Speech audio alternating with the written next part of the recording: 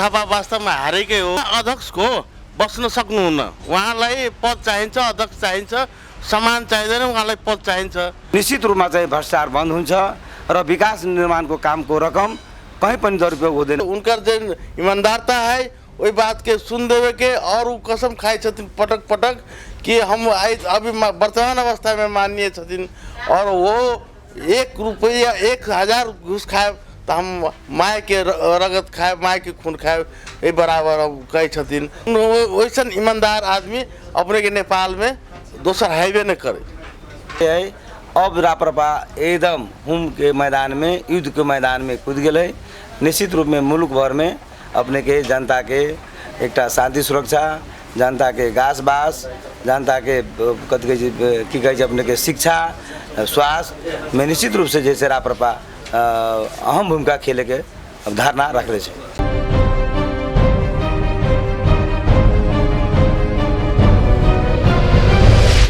दर्शकबिन नमस्कार, म हरिप्रसाद पाठक, तपाईहरु हेर्दै हुनुहुन्छ मेकिङ नेपाल। आज हामीसँग हुनुहुन्छ शिवशंकर यादव, राप्रपा पूर्व केन्द्रीय सदस्य जो महोत्तरी जिल्लावासी हुनुहुन्छ भने अर्कोतर्फ हुनुहुन्छ राजेश्वर राय यादव जो महोत्तरी जिल्लाको जिल्ला अध्यक्ष हुनुहुन्छ राप्रपाको। यहाँहरु दुवैलाई एकमुष्ट मैले कार्यक्रममा स्वागत गर्छु। पाठकजी धन्यवाद, तपाईहरुलाई पनि धन्यवाद पाठकजी। मैले पहिलो प्रश्न चाहिँ शिवशंकर यादव सरसँग मैले सुरु गर्न चाहे। तपाईँ चाहिँ केन्द्रीय सदस्य पनि भइसकेको राप्रपाको र आज तपाईको राप्रपा पार्टीले एउटा चाहिँ नयाँ आयाम पनि परिवर्तन गरेको देख्दैछन् आम नेपाली जनताले र युवाको नेतृत्व पनि भूमिका जसरी राजेन्द्र लिङ्गदेनज्यू एउटा युवा नेतृत्व तपाईहरुले पार्टीले पाइसकेको अवस्था छ भने कमल थापाले आफूलाई हार नसुकाएको अवस्था छ। साँच्चै कमल थापाले हारेका हुन् होइन? राजेन्द्र लिङ्गदेनले झालझेल गरेर आज अध्यक्षको पद लिएको हो या के लाग्छ तपाईलाई? होइन, कमल थापा वास्तवमा हारेकै हो र देशमा यस्तो परिवर्तन भयो, यस्तो मान्छेमा उत्साह जाग्यो कि एउटा जनजातिको छोरा एउटा चाहिँ यो वास्तवमा आमाको रगत खाने कसम खाएर चाहिँ उहाँले जुन यात्रा गर्नुभयो त्यो उहाँले जालझेल होइन, साँच्चै नै उहाँले चाहिँ जनताको मत जितेर पार्टीको साथीको मन जितेर उहाँ चाहिँ अध्यक्ष बन्नुभएको। तपाईँले यति मिठो कुरा गर्दा आज पनि कमल थापाज्यूले आफूलाई हार नस्वीकारिकन मलाई चाहिँ जाल झेलमा पारेर मलाई अध्यक्ष पदमा नपुर्याएको हो, जालझेल गरेर चाहिँ राजेन्द्र लिङ्गदेनले जितेको हो, म अब फेरि राप्रपा नेपाल स्थापना गर्छु, म त्यो पार्टीलाई हाँक्छु भनेर आज नयाँ पार्टी पनि त खोलेको अवस्था छ नि। साँच्चै उहाँले खोल्नै पर्ने अवस्था आएको हो त? होइन, उहाँले त के बिना अध्यक्षको बस्न सक्नुहुन्न, उहाँलाई पद चाहिन्छ, अध्यक्ष चाहिन्छ, सम्मान चाहिँदैन, उहाँलाई पद चाहिन्छ। उहाँले बिना मतलबको आफू भएसम्म दरबार ठिक, निर्मल निवास ठिक, आफू चाहिँ पराजय भएपछि निर्मल निवासको नाङ्गो हसेपले मैले हारेँ भनेर चाहिँ भन्नुभयो। उहाँलाई चाहिँ त्यही अध्यक्ष नै चाहिएको छ, सम्मान चाहिएको छैन। उहाँले एउटा अभिभावकको भूमिका किन खेल्न सक्नु भएन?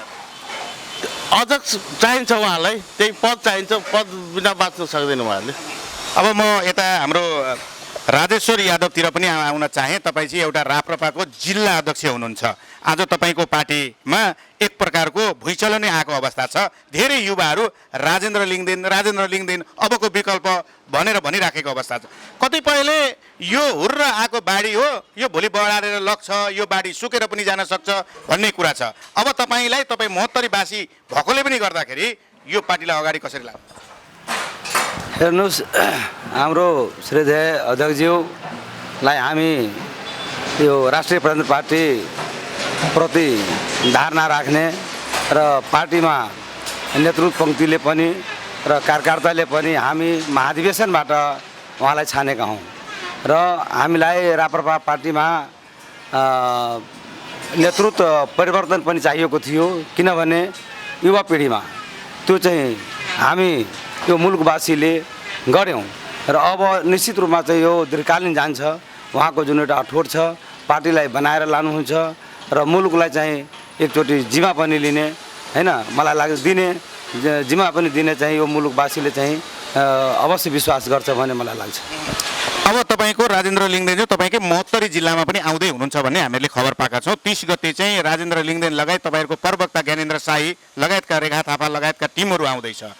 तपाईँको भावी योजना के छ? त्यो आम सभालाई तपाईँहरूले कसरी सफल पार्ने लक्ष्य लिनुभएको छ? आम नेपाली जनमानसमा त्यो शब्द कसरी लानुहुन्छ? अब हामी उहाँलाई यसकारण चाहिँ यहाँ आह्वान गरेका छौँ आउनको लागि। 30 गते हामी हिजो अस्तिको बैठकमा चाहिँ हामी छलफलबाट चाहिँ निर्णय पास गऱ्यौँ र उहाँलाई आएपछि यहाँ के हुन्छ, एउटा नयाँ जोस जागर युवामा उमङ्ग भइरहेछ। हामी अधिवेशनबाट आएपछि सैकौँ युवा कार्यकर्ताले एकचोटि चाहिँ तपाईँको अध्यक्षजीलाई यहाँ बोलाइदिनुपर्छ भन्ने चाहिँ महोत्तरी जिल्लामा चाहिँ उहाँहरू चाहिँ जानकारी गराउँदाखेरि हामी जिल्ला कार्य समितिको बैठकबाट उहाँलाई चाहिँ आग्रह गरेका छौँ। 30 गते उहाँको आमसभामा यहाँ सवारी हुँदाखेरि निश्चित रूपमा हाम्रो पहिलादेखि कति गुणा चाहिँ सदस्यता लिने चाहिँ साथीहरू चाहिँ आशमा हुनुहुन्छ। त्यस कारणले गर्दा हामी उहाँलाई यहाँ सफल बनाउन एकदम हिजोकै मितिदेखि लागिसकेका छौँ। नेपालमा एमसिसी पास भएको अवस्था पनि छ होइन। अब नेपाल कायापलट हुन्छ भनेर तपाईँको प्रतिद्वन्द्वीहरूले चाहिँ अब नेपाल कायापलट हुन्छ, अब नेपाल स्वर्गमय भूमि हुन्छ भन्दै गर्दा आज तपाईँकै राजेन्द्र लिङदेन जो अध्यक्षज्यू हुनुहुन्छ तपाईँको, उहाँले चाहिँ यही एमसिसीलाई खरो विरोध गरेर पनि हिँड्नुभएको छ। यो एउटा नेपाली जनतालाई एउटा चाहिँ युद्धमा धकेलिएको हो, देशलाई पछाडि लगिएको हो, यो बिल्कुलै नेपालको हितमा छैन भन्दै गर्दा विपक्षले चाहिँ होइन यो हितमा छ, नेपाललाई अब परिवर्तन नै एमसिसीको पैसाले हुन्छ भनेको कुरालाई चाहिँ तपाईँ कसरी ती प्रतिपक्षमा रहेका पार्टीका व्यक्तिहरूलाई तपाईँ बुलन्द आवाजको साथ यो एमसिसी साँच्चै देशको राष्ट्रघाती हो भनेर भन्न सक्नुहुन्छ? निश्चित रूपमा हेर्नुहोस्, यो जुन हाम्रो अहिलेको सरकारले जुन एमसिसी पास जुन गर्नुभयो त्यो 100% गलत हो। किनभने यो देशमा हामी आफैमा पनि बलियो छौँ। किनभने हाम्रो देशमा यत्रा जङ्गल छ, यत्रा फ्याक्ट्रीहरू उद्योगहरू बनेको थियो, आज उद्योगहरू पनि बन्द हो। हामी उद्योगबाट नै हाम्रो कलेक्सन हुन्थ्यो, हाम्रो विकास निर्माणको रकम सङ्कलन हुन्थ्यो। अब कुन तरिकाले अब सरकारमा नेतृत्व हुने व्यक्तित्वहरूले आफ्नो निजी स्वार्थको लागि अब एमसिसी पास गर्नुभयो। त्यसको लागि हेर्नुहोस्, अब आम जनतामा हामी लागिसकेका छौँ। यसको विरुद्धमा हाम्रो अध्यक्षजी मात्रै होइन, हामी यो मुलुकभरिको पार्टीप्रति के अरे काम गर्ने इच्छुक व्यक्ति हामी उहाँ विरोध गर्छौँ। अब यो आन्दोलन चाहिँ हाम्रो यो चुनावपछि जारी हुन्छ भन्ने मलाई आशा लाग्छ। अब चुनाव पनि नजिकै छ, स्थानीय चुनाव पनि नजिक आउँदैछ। आज मैले केही व्यक्तिहरूसँग कुरा गर्दा बर्दिवास नगरपालिकाले भने जस्तो गाउँ गाउँमा पठाएको सिंहदरबार, गाउँ गाउँमा पठाएको वडा अध्यक्ष मेयरज्यूहरूले काम गर्न सक्नु भएन भन्ने एउटा गुनासो पनि हामीले पाएका छौँ जनताबाट। तर तपाईँहरूले ती जनतालाई कसरी प्रतिबद्धता जनाउन सक्नुहुन्छ कि हामी महोत्तरी जिल्लालाई परिवर्तन गरेरै छोड्छौँ भनेर? ल बताइदिनुहोस्। हेर्नुहोस्, हाम्रो केन्द्रीय श्रद्धेय अध्यक्ष नै भनिसक्नु भएको छ कि भ्रष्टाचार गर्नु भनेको आमाको रगत खानु भने तपाईँको यो देश विदेशको मिडियामा पनि गइसक्यो। अब त्यस कारणले गर्दा हामी रोटी नुन खाएर पनि विकास निर्माणको रकम हाम्रो पार्टीलाई पत्यायो भने, यो मुलुकले पत्यायो भने निश्चित रूपमा चाहिँ भ्रष्टाचार बन्द हुन्छ र विकास निर्माणको कामको रकम कहीँ पनि दुरुपयोग हुँदैन भने मलाई चाहिँ आशा लाग्छ। तपाईँ जसरी राप्रपाको केन्द्रीय सदस्य भएको व्यक्ति होइन, तपाईँले पार्टीलाई नजिकबाट निहाल्नु भएको छ, नेपाली जनताको मनमुटुमा पनि तपाईँ जानुभएको छ। तर तपाईँको क्षेत्रमा तपाईँले गरेका कामहरूको एकचोटि हाम्रो दर्शकलाई बताइदिनुहोस्। मैले जिल्ला विकास सदस्य हुँदाखेरि मेरै गाउँको चाहिँ मेरो गाउँ बिचमा थियो, मेरो गाउँ विकास बिचमा थियो र चारैतिर चाहिँ हाम्रो इलाकाको गाउँहरू थियो। म आफ्नो गाउँदेखि गाउँ विकासदेखि चारैवटा गाउँ विकासमा पहिला बाटो निर्माण गरेँ, बाटो सबै लिङ्क जोडेँ। अर्को कुरा त्यो खानेपानीको पनि जिल्ला विकासले जुन पहिले त रकमै थिएन, जिल्ला विकासले जुन दियो हामीले ठाउँमा जुन खानेपानी थियो त्यो खानेपानी जलान गरेँ। त्यतिकै होइन, सिँचाइको पनि अब त्यो अलिअलि पैसा छुट्याएको थियो नदी नियन्त्रणमा, त्यो पहिला नदी नियन्त्रण हामी मारै खोलामा गरेका थिएँ, उता के भन्छ कन्तावामा गरेका थिएँ। यो त विकास निर्माणको कुरामा भइगयो। तर यो पार्टी सङ्गठनको अनावरण यस्तो भुइँचालोहरू आयो के भन्छ नेपालमा 62-63मा मधेसी आन्दोलन, उता माओवादी आन्दोलन, उता चाहिँ सादलको त्यतिकै थियो। त्यति हामी कहीँ विचलित नभइकन यही अनावरण यही पार्टीमा बसेर काम गर्दै आइरहेको छु र गर्नेछु भन्ने चाहिँ साथ। तपाईँ जसरी पहिलाको केन्द्रीय सदस्य हुनुहुन्थ्यो, जतिखेर गणतन्त्र कमल थापालाई के भनिन्छ भने राजा र धर्म बेचेर गणतन्त्रवादीको सपोर्ट गरेर हिँडेको व्यक्ति हो, यो एउटाको देशद्रोही व्यक्ति हो भन्दाखेरि तपाईँहरूले त्यतिखेर चाहिँ आवाज किन उठाउन सक्नु भएन? तपाईँले गणतन्त्रवादीलाई सपोर्ट गर्नु हुँदैन, हाम्रो देश गणतन्त्र भन्दा पनि राजतन्त्र अथवा धर्म सापेक्ष हुनुपर्छ भन्ने तपाईँहरूको त्यतिखेरको आवाज किन रहेन? आज तिनै राजा र तिनै धर्मलाई बोकेर हिँडेको राजेन्द्र रिग्मीलाई सपोर्ट गर्नुपर्ने कारण चाहिँ किन आयो? हामी त्यतिखेर नि अब त हाम्रो पशुपति राजाको चाहिँ अर्कै पार्टी थियो, कमल थापाजीको राप्रपा नेपाल थियो, हाम्रो राप्रपा थियो। त्यतिखेर चाहिँ हामी चाहिँ राप्रपामा थिएँ। राप्रपामा हुँदाखेरि अब चाहिँ हामीले भन्नुभन्दा हाम्रो मान्छे उता जनसमुदायले भनेकै थियो। तर चाहिँ के भन्छ, हाम्रो पार्टीमा भएको भए हामी पनि भन्थ्यौँ, बहिष्कार गर्थ्यौँ उहाँलाई। तर चाहिँ हाम्रो पार्टीमा उहाँ थिएन त्यतिखेर, उहाँ राप्रपा नेपाल थियो। म फेरि हाम्रो राजेश्वर यादवतिर आउन चाहेँ। अब चाहिँ स्थानीय चुनाव पनि नजिक आउँदैछ। अबको स्थानीय चुनावमा तपाईँको भूमिका के रहनेछ? तपाईँ त्यहाँका जनताको लागि के गर्ने, कस्ता कस्ता योजना ल्याउनु भएको छ र तपाईँलाई विश्वास गर्ने त्यहाँका जनता? हेर्नुहोस्, अहिले निर्वाचन आयोगबाट, केन्द्रीय निर्वाचन आयोगबाट निर्वाचन आयोग घोषणा भइसक्यो। अब निश्चित रूपमा जो व्यक्ति पार्टीमा काम गर्छ उसलाई चाहिँ चुनावको चाहना हुन्छ।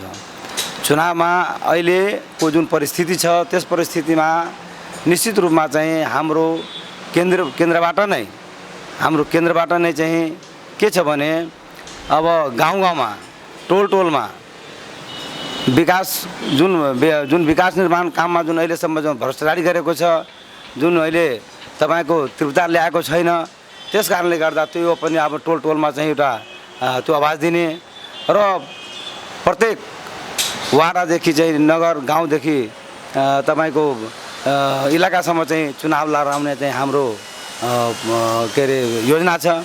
र त्यस योजनामा चाहिँ हामी अब निश्चित रूपमा चाहिँ अब एउटा नयाँ अभियान लिएर चाहिँ गाउँ जान्छौँ र जनतामा चाहिँ यो योजना छ। तपाईँहरूको नयाँ योजना चाहिँ के छ? जनताले तपाईँहरूलाई कसरी विश्वास गर्ने त? आज जनताले विकल्प खोजिरहेको अवस्था छ। सबभन्दा ठुलो के छ भने नयाँ योजना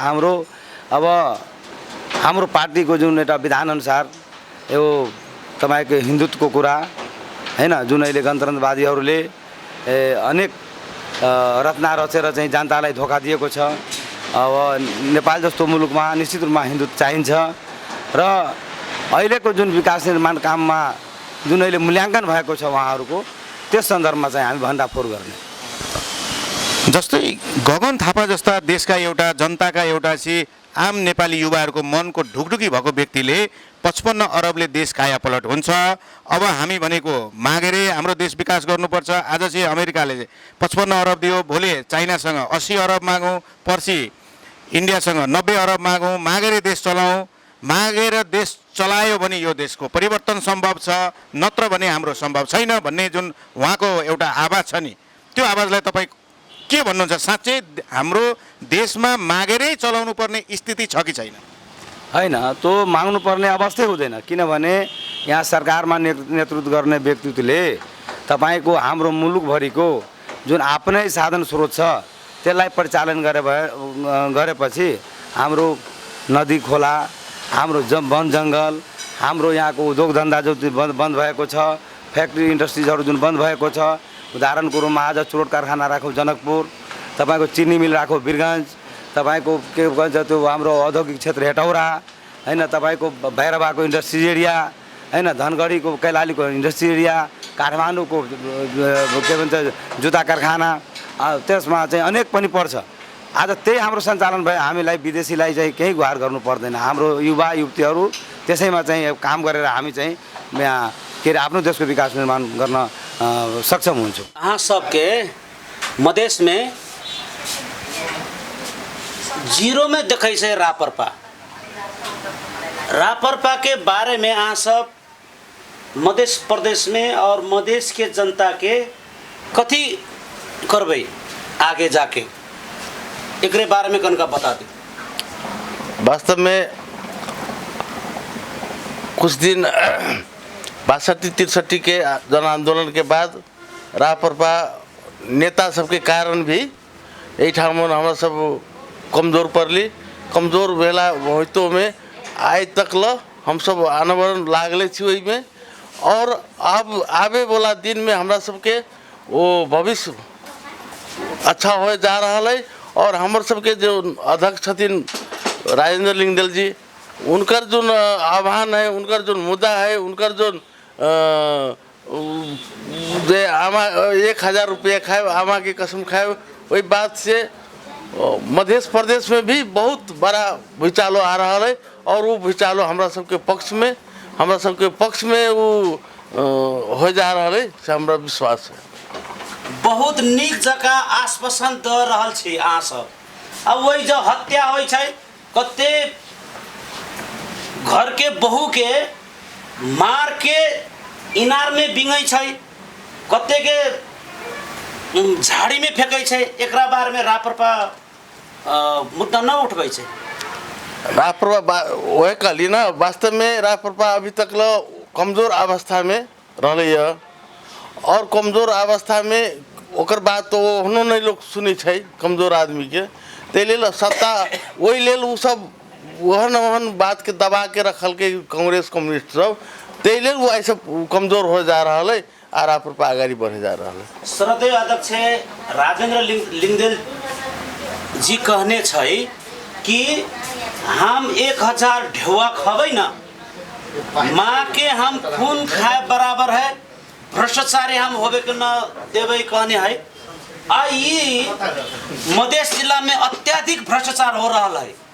आ सब मेयर, उपमेयर और वहाँ के निम्न वर्ग में है ना, जो गरीब दुखी, ओकरा तो आवाज नहीं उठे छै, कहे छै। आ सब एक प्रतिनिधि पूर्व केंद्र सदस्य छी, है ना। आ सब एकरा बारे में न्याय देवे न देवे।